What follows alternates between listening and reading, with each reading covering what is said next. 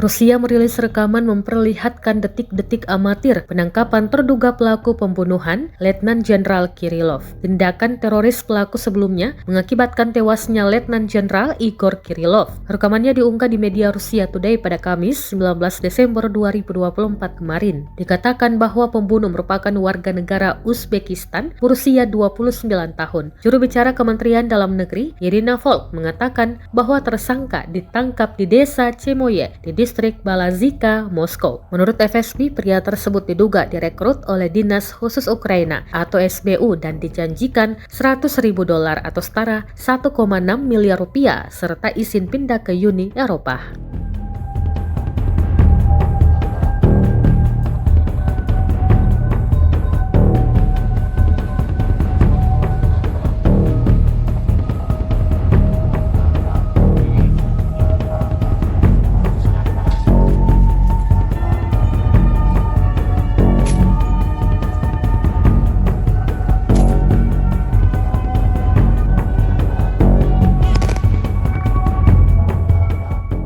Download Tribun X sekarang, menghadirkan lokal menjadi Indonesia.